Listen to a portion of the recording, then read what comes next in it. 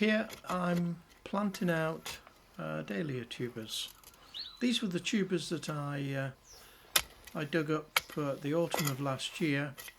I then dried them out, wrapped them up in newspaper into a cardboard box, and then they went into the bottom shed where they stayed in a frost-free place until this last week.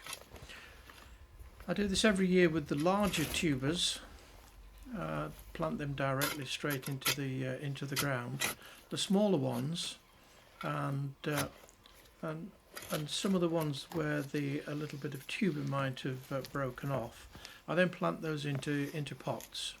I find it's a lot easier to deal with a small plant than to start planting small tubers all over the garden, because what I don't do is I don't plant them all into the same place each year.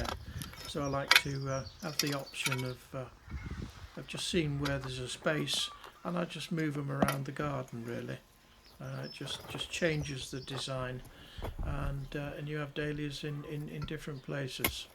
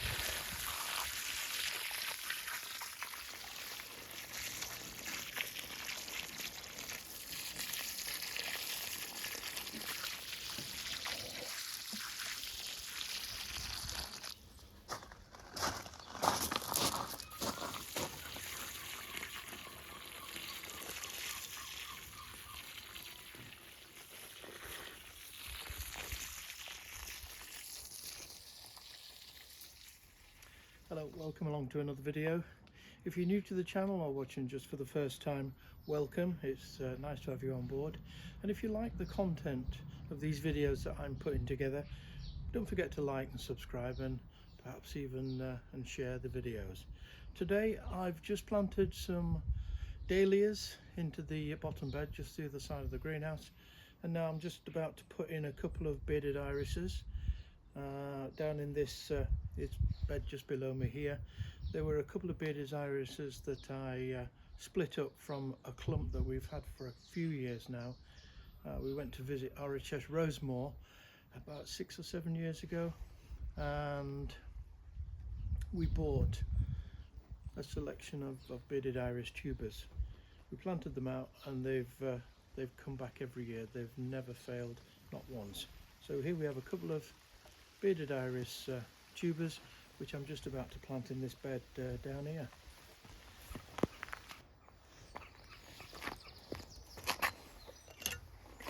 Right, when we're planting these bearded irises, we don't actually plant them too deep. What we need to do is to make a sort of shallow indentation in the soil, sort of wide enough for the roots to sort of splay out a little bit. There we go. So we do that, and then we cover them, and we only cover them so that the rhizome is just slightly proud of the soil. What these plants like to do is they like to be baked. It's a little bit tricky to get them completely perfect. That's it. So that's one in. We'll put the other one just in front of it here. So again, indentation in with the roots, not too deep.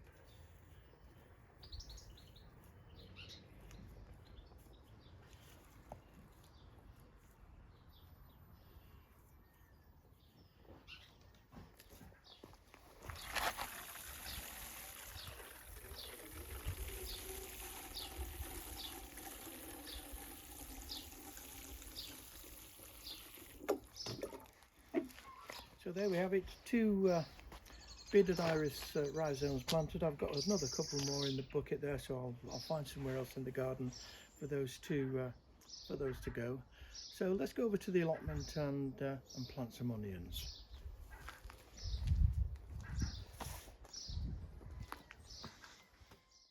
So here we are then over on my allotment, and this is the bed I'm actually going to plant the onions into. This was a bed that I had spring cabbages in for the last sort of few months or so. They've all finished now. The last few actually went to seed, so I've cleared the bed.